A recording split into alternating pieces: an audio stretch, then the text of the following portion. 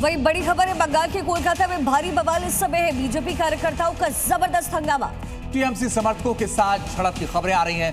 Bulldozer लेकर पहुंचे BJP समर्थक। बीजेपी समर्थक की हत्या के बाद बीजेपी समर्थकों का हंगामा। बीजेपी कार्यकर्ताओं ने दुकानों में तोड़फोड़ की है और बीजेपी नेता की हत्या के बाद से ये बवाल बढ़ता हुआ नजर आया। हालांकि चुनाव आयोग बेहद सख्त है, हिंसा के खिलाफ कार्रवाई करने के आदेश भी दिए हैं, मगर इस वक्त बीजेपी नेता की हत्या के बाद से लगातार बवाल बढ़ता जा रहा है। तो हिंसा को लेकर के जो फोर्सेस है उसकी तैनाती मुस्तैदी बढ़ाई गई है। इलेक्शन कमीशन की तरफ से भी स्टेटमेंट्स दिए गए हैं और ये पहले भी कहा गया था कि सुरक्षा बल वहां पर अगले कुछ महीने वहीं रहेंगे, लेकिन फिर भी हालात पश्चिम बंगाल में समय बेकाबू होते हुए नजर आ रहे हैं। बीजेपी समर्थक टीएमसी समर्थकों पर हल्ला बोल रहे हैं। वहीं बीजेपी समर्थक की तरफ से गंभीर आरोप लगाए जा रहे हैं। उन्होंने कहा है कि टीएमसी समर्थकों की वजह से एक व्यक्ति की मौत हुई है, जिनके घर की तस्वीर भी हमने अभी आपको दिखाई है। और बड़ी खबर आपको बताएं पश्चिम बंगाल के हावड़ा से, जहां पर टीएमसी कार्यकर्ता की पिटाई की गई। सरेआम ये पिटाई हुई है टीएमसी कार्यकर्ता की। और बीजेपी कार्यकर्ता पर यह आरोप लगा है, बीजेपी कार्यकर्ताओं पर पिटाई का गंभीर आरोप लगा। ये कुछ तस्वीरें भी जो सोशल प्लेटफॉर्म पर वायरल हो रही है। तो पश्चिम बंगाल में इस समय स्थिति बिगड़ती हुई नजर आ रही है। हिंसा की खबरें जगह जगह से बीजेपी कार्यकर्ता पर पिटाई का ये आरोप है। तस्वीर आपके सामने है और ये वीडियो जबरदस्त तरीके से वायरल हो रहा है। आपस में टीएमसी और बीजेपी के कार्यकर्ता भिड़ते हुए नजर आ रहे हैं।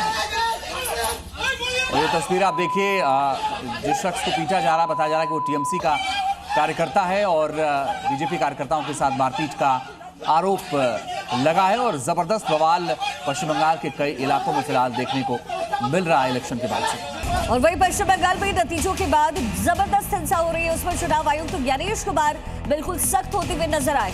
पश्चिम बंगाल के मुख्य सचिव, डीजीपी, कोलकाता पुलिस कमिश्नर और केंद्रीय सशस्त्र पुलिस बलों के डीजी समेत सभी डीएम, एसपी और पुलिस अधिकारियों को हिंसा के खिलाफ जीरो टॉलरेंस की नीति अपनाने के निर्देश दिए हैं। पश्चिम बंगाल में हिंसा भड़काने और तोड़फोड़ करने वाले तुरंत गिरफ्तार होंगे, ये आदेश चुनाव आयोग ने फिलहाल दिए हैं। तो एक्शन भी लिया जा रहा है, आरोपियों पर सख्त कार्रवाई हो, ये इलेक्शन कमीशन की तरफ से कहा गया। केंद्रीय सुरक्षा बल को सख्त निर्देश दिए गए हैं, जिनकी डिप्लॉयमेंट पिछले कुछ महीनों से पश्चिम बंगाल में है।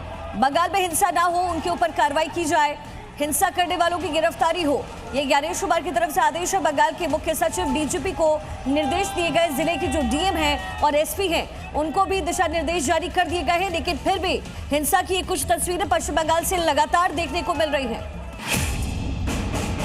और बंगाल के करीमपुर से बड़ी खबर आ रही है, जहां पर कांग्रेस ने दफ्तर से कब्जा हटवाया। टीएमसी के कब्जे से कांग्रेस ने अपना दफ्तर मुक्त कराया है। सरकार बदलने का असर आप देखिए। टीएमसी के कब्जे से मुक्त करवाया है। बंगाल के करीमपुर से ये बड़ी खबर है, जहां पर कांग्रेस को राहत मिलती हुई यहाँ नजर आ रही है। बंगाल के करीमपुर से ये बड़ी जानकारी, कांग्रेस ने दफ्तर से कब्जा हटवा दिया है। वैसे तो टीएमसी के साथ मिलकर के कांग्रेस रही है, लेकिन चुनाव अलग अलग दोनों लड़ते नजर आए। আমাদের বহুদিনের দখল করা পুরনো পার্টি অফিস কংগ্রেস কার্যালয় আজকে পূজা রায় চৌধুরীর নেতৃত্বে আমরা দখল করলাম, দখল মুক্ত করলাম।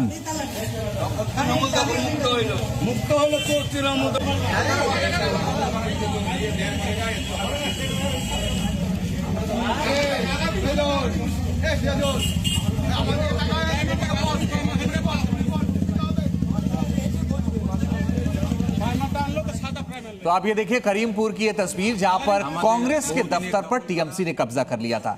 जब सरकार वहां पर बदली, बीजेपी की सरकार आ गई है, तो अब कांग्रेस ने अपना दफ्तर खाली करा लिया है।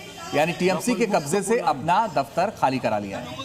तो देखिए, चुनाव के नतीजे आने के बाद पश्चिम बंगाल में हिंसा थमने का नाम नहीं ले रहा है। एक तरफ हार की बौखलाहट से टीएमसी कार्यकर्ता समर्थक शहर शहर उत्पात मचा रहे हैं, बीजेपी कार्यकर्ताओं को निशाना बना रहे हैं। ऐसा ही मामला कोलकाता से सामने आया, जहां बीजेपी नेता की हत्या कर दी गई। वहीं बीजेपी समर्थकों पर भी टीएमसी कार्यकर्ता के साथ पिटाई का आरोप लगा, यानी दोनों तरफ से बवाल देखने को मिल रहा है।